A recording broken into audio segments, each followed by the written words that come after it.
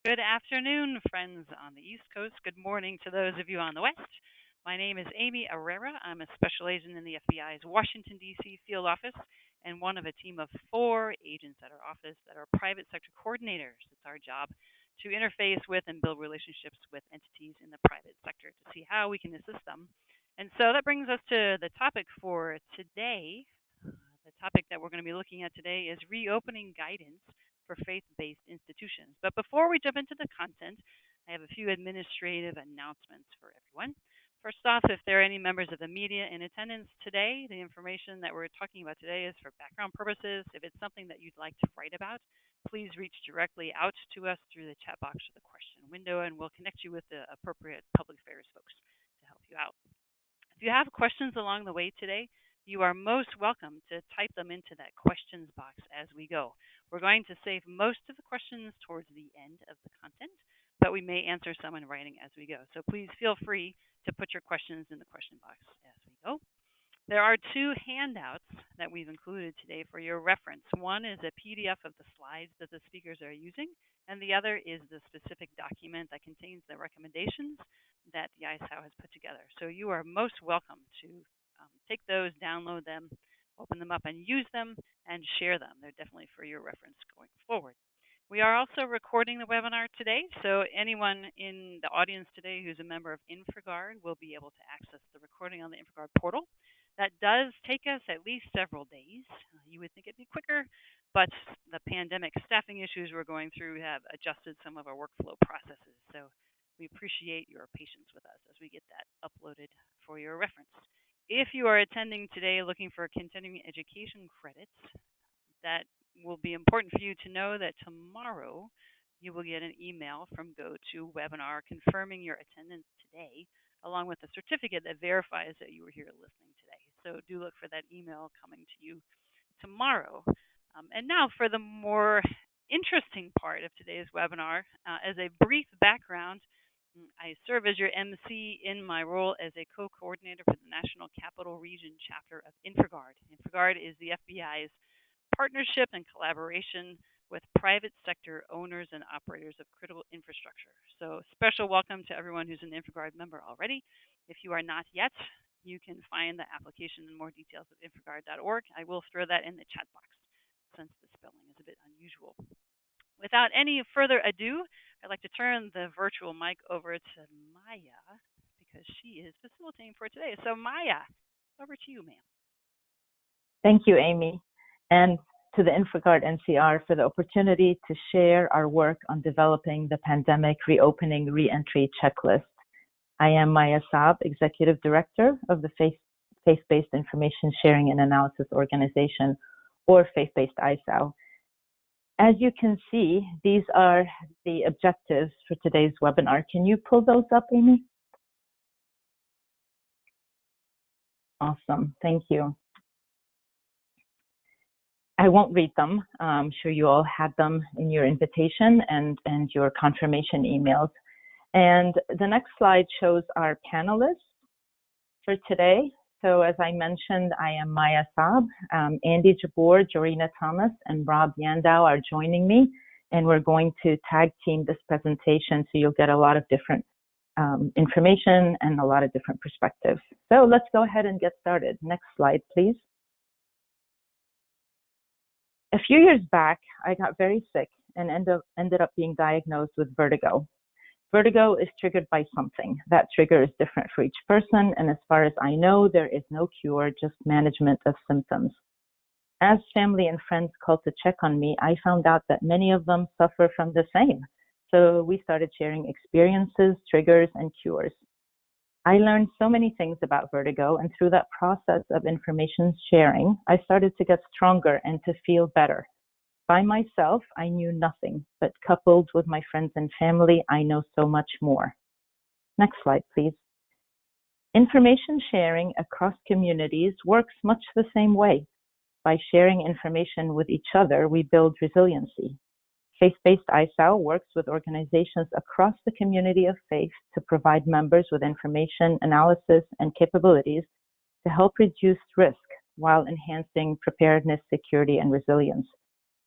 We perform our mission across the all hazard threat environment, including cybersecurity, physical security, public health, and natural disasters. By leveraging our team's expertise and extensive experience in preparedness operations and years of support to critical infrastructure, information sharing, and analysis centers. We collaborate with our members and rely on our unique relationships with government partners, such as the InfraGard NCR.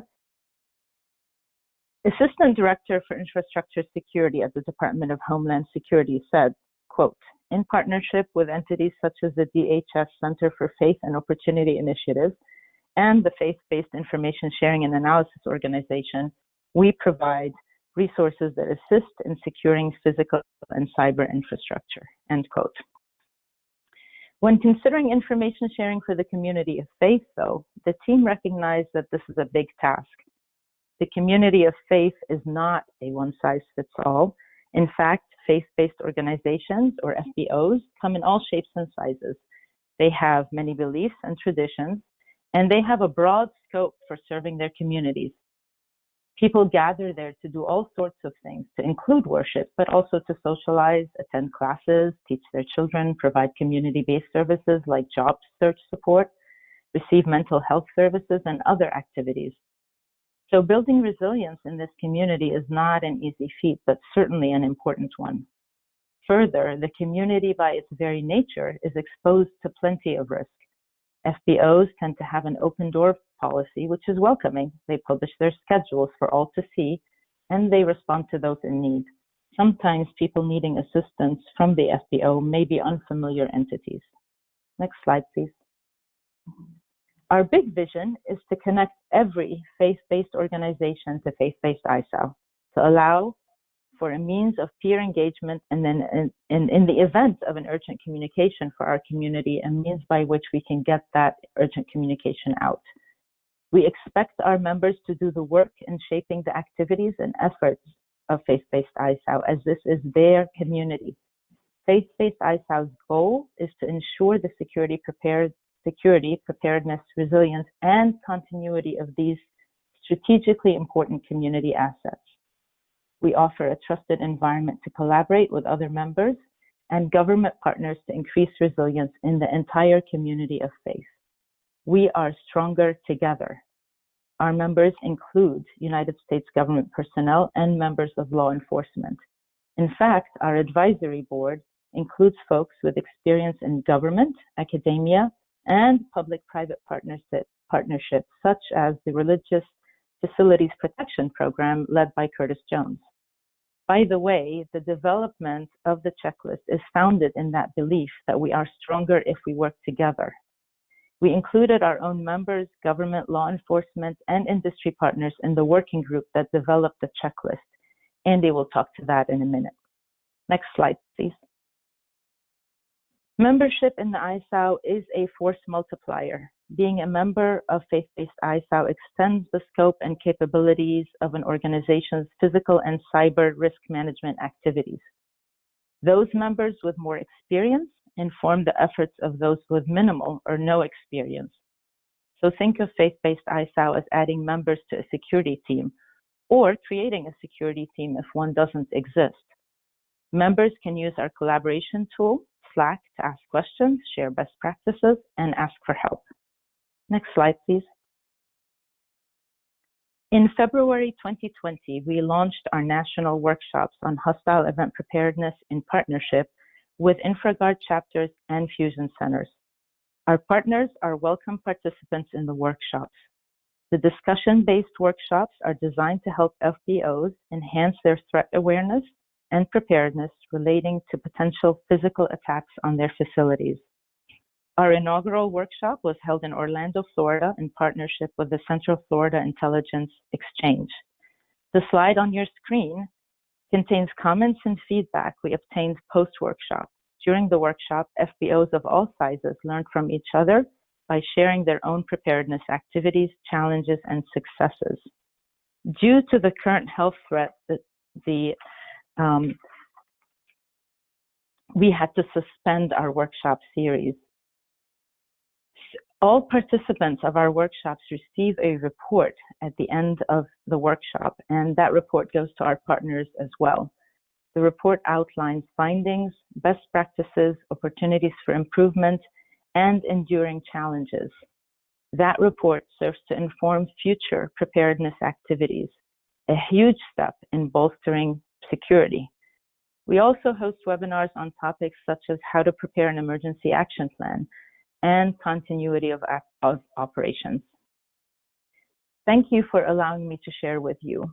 I will end my bit here with this quote from Helen Keller. Alone, we can do so little, but together we can do so much. Next slide, please. I'm turning it over to Andy.